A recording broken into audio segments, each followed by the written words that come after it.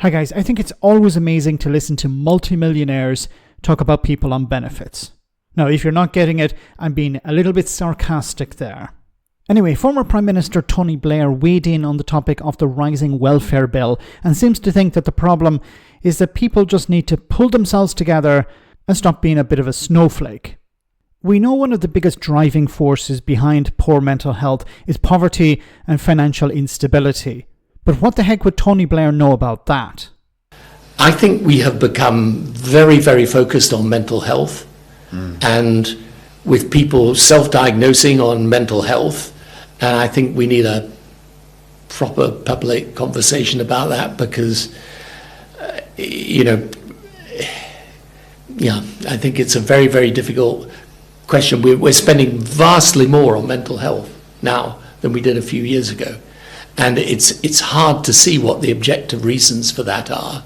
And if we're not careful, we get into a position where people, life has its ups and downs and everybody experiences those.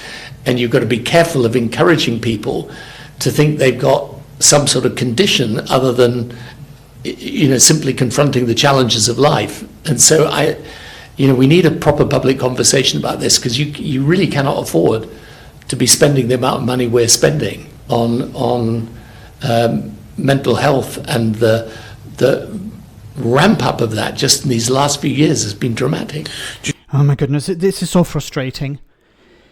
So you mentioned two things in particular here. First of all, people self-diagnosing. What people are self-diagnosing? Who is self-diagnosing?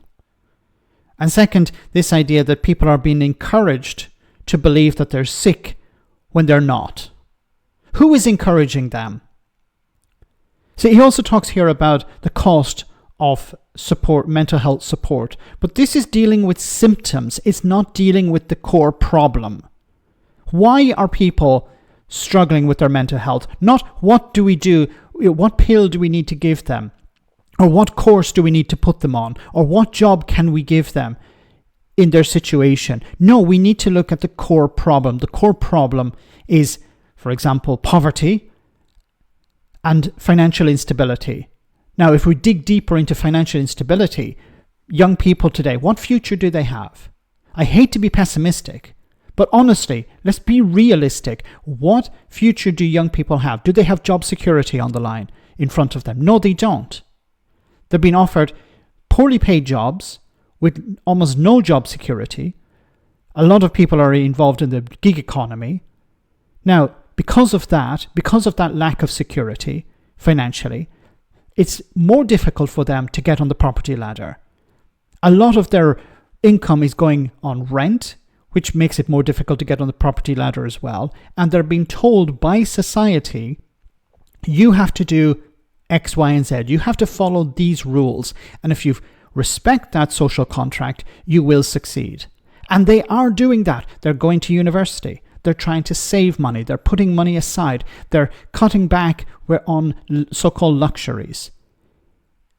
They're playing the game. They're following the rules. And they have these obstacles in front of them. And then you have people like Tony Blair coming out and saying, well, the problem here is that people are self-diagnosing. Or that people are being encouraged to believe that they're sick. You're not going to deal with this problem unless you deal with the fundamentals. Lift people out of poverty, and then they'll be struggling less with their mental health. Provide young people with real opportunities, job security, the ability to join a trade union, strong employment legislation. Put those things in place, and you will help young people deal with their mental health issues. Create measures where people can buy their own home, or at least get on the property ladder in some reasonable way. Provide affordable and social housing. That will deal with the mental health crisis. It won't eliminate it, but it will help you deal with it. But instead, it's sticking plaster politics. Let's just look at the symptoms. Okay, give people pills, or give people some sort of support within the DWP to get them into a job. Or you can't do these jobs. Well, let's find a job that you can do. And then you're forgotten about. You're off the books.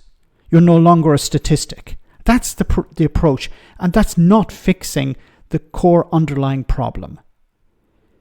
You know, it's easy for Tony Blair, who's worth about £60 million, to say, well, you know, the problem is the welfare bill is too high.